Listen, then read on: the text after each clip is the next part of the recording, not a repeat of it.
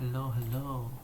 So today we are going to talk about two suttas to contrast them in tandem. To talk about these two suttas in tandem, the Sigalovada Sutta and Kesi Sutta.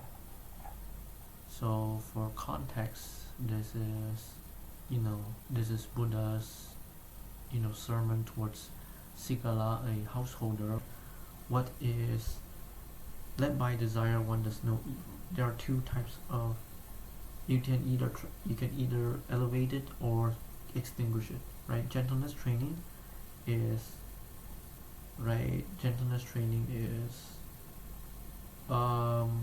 zealousness or motivation, ZEAL, and then what is the next one? Contentment, right? Yeah.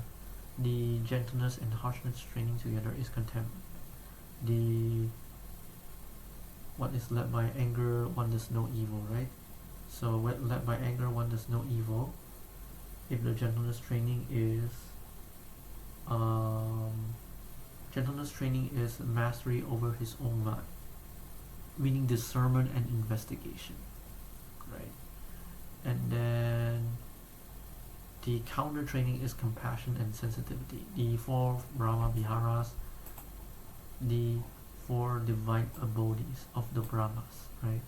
The great Brahmas: compassion, loving kindness, compassion, sympathetic joy, and equanimity. I actually didn't expect I actually remember sympathetic joy. Yay! Anyways, the gentleness training for led by delusion, one does no evil, is sensitivity, and then the counter training is gentleness and harshness training mixed together is discernment, understanding of what is good and what is evil. And then the last one, led by fear, one does no evil. The gentleness is contentment and of few wants, right? The Sariputta. Let me use this. This is best presented through this sentence. So the Buddha once asked the Venerable Ananda, "Do you too approve of Sariputta, or Thera Sariputta, or Bhante Sariputta in this case?" And Ananda replied, "Who, O Lord, who not approve of Sariputta, unless he were childish, corrupt, stupid, or of perverted mind? Learned, O Lord, is the Venerable Sariputta. Of great wisdom, O Lord, is the Venerable Sariputta. Of broad, bright, quick, keen, and penetrative wisdom is the Bhante Sariputta.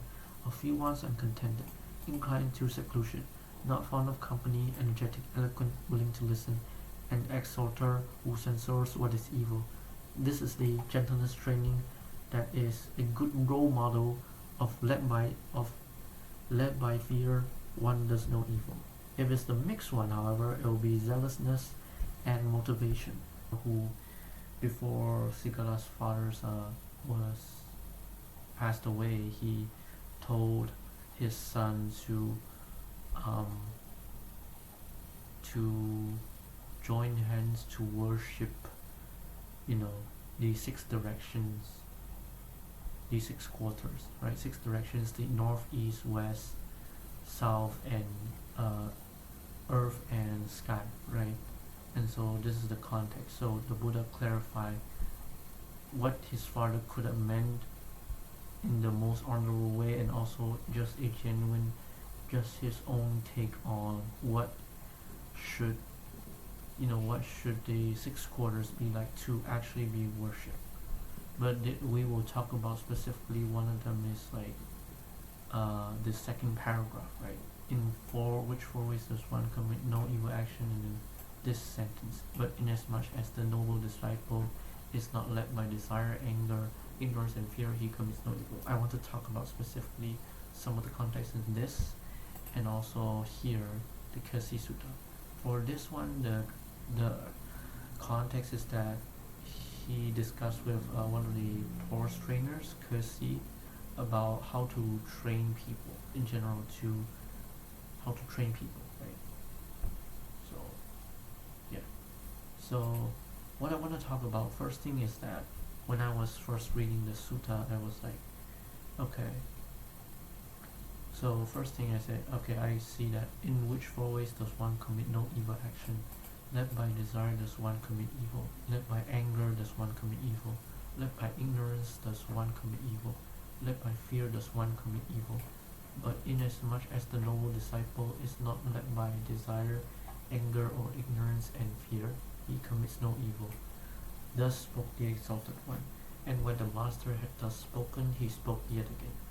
So, okay, let me finish maybe. I'm gonna talk about some things. Okay, so I was talking about this one, right? Well, I would say, okay, maybe that raises a question. Would someone do no evil even, like, if someone does no evil under the context of led by desire, does one commit no evil, right? Here it says the noble disciple is not led by desire, not by, even when he was surrounded by desire, conditions of desire, bad companionship of desire, anger, ignorance and fear, he still commits no evil, right?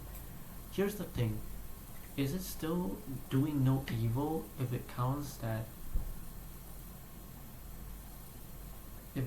like, if it's still led by desire, one commits no evil, led by anger, one commits no evil, led by ignorance, one commits no evil, and led by fear, one commits no evil?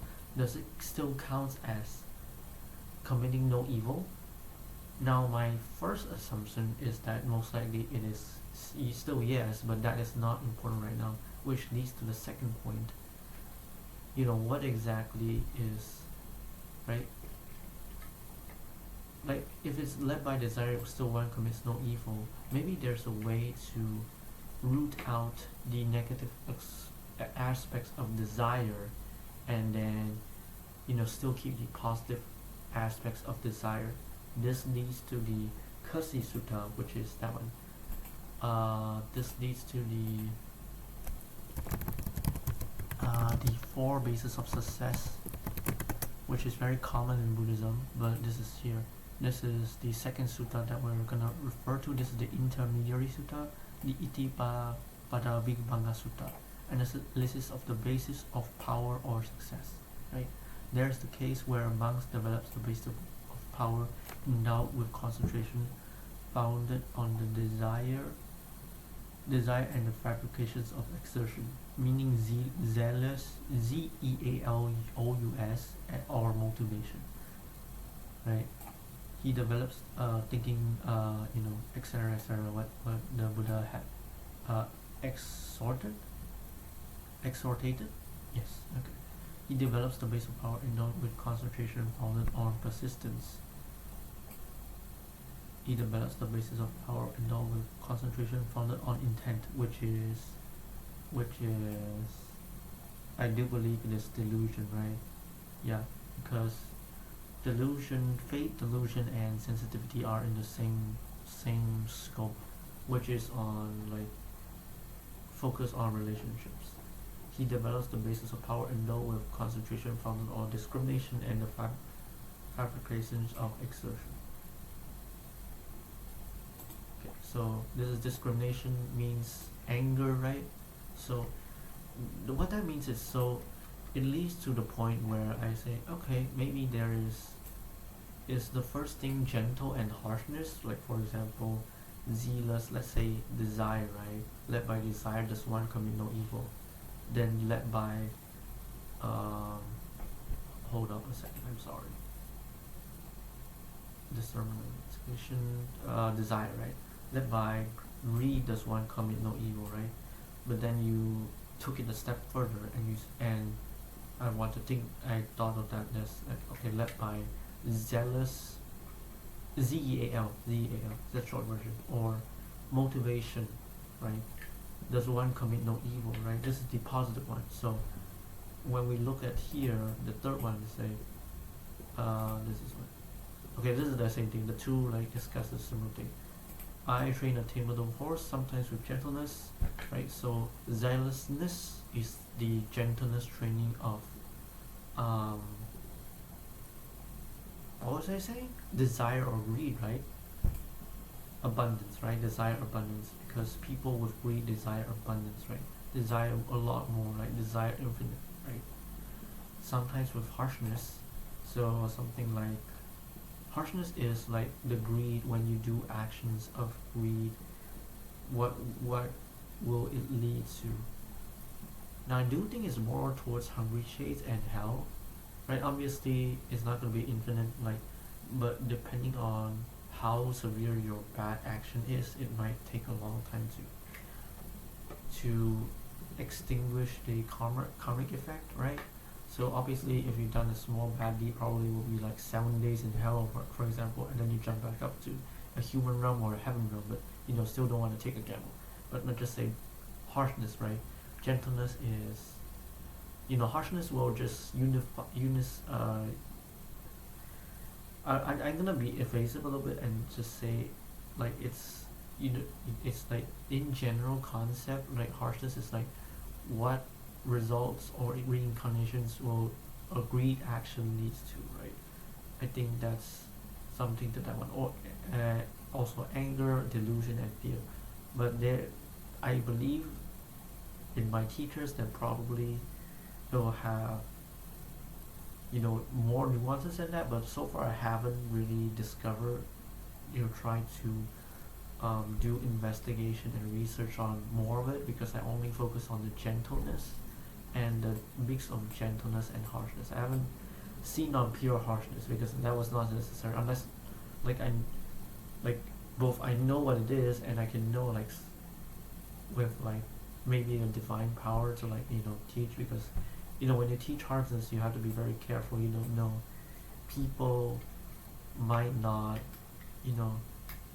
might not like saying, oh, people don't like saying, oh, this action leads to hell, right? I think many people, including myself, also don't like that, right? Of course, some people may need necessary to be, their minds need to be read, and then say, okay, this is the only path, like harshness training is the most suitable path, but usually we'll go with gentleness and either gentleness or mix of gentleness and harshness, right? And so that's important. So gentleness is zealous, right? Zealousness is gentleness training for desire, whereas the counter is a mix of gentleness and harshness is contentment, right? Which is usually jhana, 4 jhanas and the 8 immaterial attainments act as a basis of or gateway of the contentment training, right? Or it can be a monk or something, right? Or like Vinaya, like monk or nun or Sayale, right? So this is something. So this is not something. This is what I probably assume is the gentleness and harshness training mixed together for desire, right? Led by anger, one commits no evil, right? If it's gentleness, it probably will be mastering over his own mind, right? So here, this is very, very, very inspiring from Bande Sariputta here, Dara Bande Sariputta here. So right, so a bhikkhu wills mastery over his mind, but also any person, right, has discrimination, not discrimination in racism or something, but discrimination in discernment and investigation of his own mind and his thought processes, right? So a person or a faithful householder or a bhikkhu or a monk, right, or a nun or a sale with mastery over his mind, he does not let the mind rule mastery over him. In the morning, he abides in whatever abiding or attainment he wants to abide in during the morning. At midday, similar to at midday and similar to in the evening. He even pointed out, Sariputta even pointed out an analogy, right? Analogy. Suppose a king or king minister had a chest full of variously colored garments or jewelry or decorations, right? For the necklaces, something like that. In the morning, he could put on whatever of garments he wanted to put on in the morning. At midday, he could put on whatever pair of garments he wanted to put on at midday. And in the evening, he could put on whatever pair of garments he wanted to put on in the evening. So too a monk wills mastery over his mind. He does not let the mind will mastery over him. He abides in whatever abiding or attainment he wants to abide in during in the morning, similar to at midday and during the evening. And that kind of monk could illuminate the Gosinga Sala tree, which is I think a prominent forest within the ancient India community, right? So this is something. So we talk about gentleness training for anger is about mastery over his own mind, right? Whereas compassion and sensitivity is the counter, right? Counter training, right? It's kind of like there's still gentleness. It's not like something like such is bodily misconduct due to anger. This is the what kind of karma will be produced as a result of these anger, bad misconducts due to anger, right? But gentle and harsh is like compassion, like training compassion, the four Brahma abidings. I think it's four Brahma Vihara, right? So this is important. Whereas for the third one is about led by delusion, one commits no evil, right? So led by delusion is more about having faith in the teachers, in the holy, knowledgeable peers, fellows, and friends in the holy life, right? Or like a good friend, or like a good friend to you, right? And so this is a very important, right? Led by delusion, one commits no evil. You can either transcend it, which is if one is sensitive towards his good friends in his life, then one automatically does not commit any evil at all. If it's the mixed training, it is mastering over understanding his own mind and thought processes, but also understanding what is evil and what is good. So if we have plenty of bad friends, right? The Buddha never say that to you. If you cannot handle, right, you don't need to worry about yourself first and then choose good friends. But sometimes for example, we find certain bad friends endearing, right? Obviously we don't follow their don't follow their bad behavior, but we still choose to be sensitive towards their basic needs, and sometimes whenever they have something good to be praised, we praise them. There's something that we can say like we can correct them in a gentle manner, we correct them, we support them, right? Unless it was necessary that the only way to do it is harsh training, right? Then you do that, but usually that would require psychic powers to actually read the other person's mind, to actually like, oh, okay, discrimination, and this is actually necessary. Okay, that's completely fair, but like usually you don't want to do that, right? If you cannot handle it with confidence, best to keep it safe. I think that would be a good idea. So delusion could also harsh training is like, to remind yourself, if you falsely accuse Buddha's teaching of, if you interpret it the wrong way and spread it the wrong way, this would lead to like obviously worse rebirths and reincarnations, including hell itself, right? Obviously it could be not that long of a duration during in hell, but you don't want to take a gamble, right? Just in case, right? This is why this really helps me, gives reflection that right now it is a good idea to like actually show these kinds of sutta. Even though it is in English, it is still in original form, instead of me speaking about them, purely speaking about them without showing the text, right? At least you guys can look at it and say, okay, at least I know this guy was talking about this guy was referring to this, and then we don't butcher the meaning or like the context or the dictionary, the vocabulary of these texts, right? That is something important. And then lastly, led by fear, one commits no evil, right? And so this is something that is just occurred to me. Let me share them with you. So people who has fear and shame of wrongdoing is generally praised over people with no shame, no fear or shame of wrongdoing. But it's not in the way that they are it's kind of not in the way that it's like worldly superior or something like achieving oriented or something like led by greed, kind of like greed category, right? Desire, zealous, motivation, something like that. It's more like because they are content with a few wants of not wanting super much, right?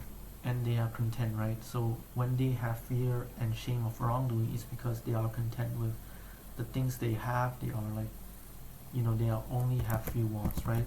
And this is a really good thing, but people might interpret it might explain it in the wrong way. So I think I should clarify it just in case. So this is gentleness training is contentment. Contentment is something like jhana based or like monk based, like training vinaya based, right? And the counter training is to be ardent and resolute, right? Like how Buddha says him towards like this thing, right? Yeah.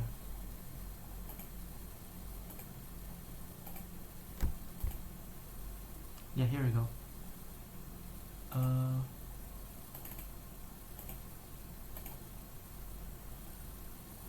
So this is something like that one. It's kind of like more towards the Mahabharata Sutta. It's more fairy, that one, right? Okay.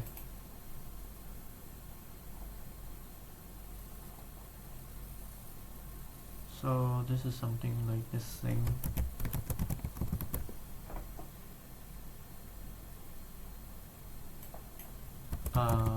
Sorry, I was like thinking about it. Okay, here we go. Yeah, this is the kind of like gentle and harsh training, right? For Ananda. I think this is a gentle and harsh training mixed together for Ananda, specifically when it comes to led by fear one commits no evil, right? Maybe he was like, Ananda was maybe a lot more on the fearful side because he was fear of losing, companions in this holy life, right? Mainly the Buddha himself, right? Right? So he told him, yet Ananda, have I not taught from the Buddha told him, yet Ananda, have I not taught from the very beginning that with all that is dear and beloved there must be change, separation and severance of that which is born, come into being, is compounded and subject to decay. How can one say may it not come to dissolution? There can be no such state of things, and of that Ananda which the Tathagata has finished with, that which he has relinquished, given up, abandoned and rejected, his will to live on. The Tathagata's word has been spoken once and for all. Before long the Parinibbana of the Tathagata will come about. 3 months hence the Tathagata will utterly pass away. During that time, right? So, wait, what? Oh, I'm sorry.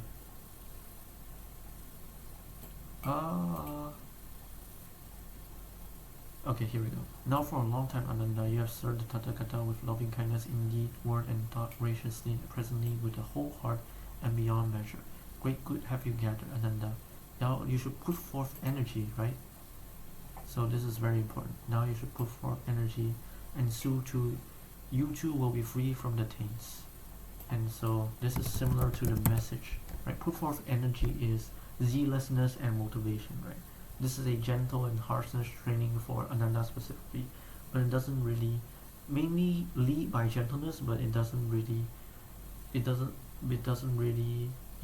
leads by gentleness, but doesn't really, it still has a hint towards the harsh truth, so that it serves as a gentle reminder and, to Ananda, because Buddha I have great faith that Buddha realizes that Ananda needs this kind of training to actually move forward his spiritual advancements. So this is very important, right? This is the same thing as, he put forth energy to continue that one to be free from all things, right? So this is a similar message.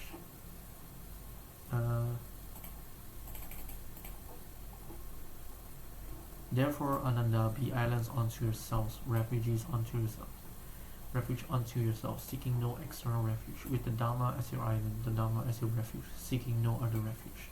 So this is important, is that it's kind of a way to be fear about anything that is bound to perish, than that one. So the Buddha gives a gentle reminder. The reminder itself has a harsh nature, but Buddha leads it by gentleness to make sure Ananda can absorb it fully, while also being reminded, of the harsh nature of the reality of the world, right? and so this is important. So I think this is like the fear, the gentleness and harshness training mixed together for fear. If one led by fear, one does no evil. So I think this is my conclusion, right? My opinion. So let's recap at the final conclusion. What is led by desire, one does no evil. There are two types of, you can either elevate it or extinguish it, right? Gentleness training is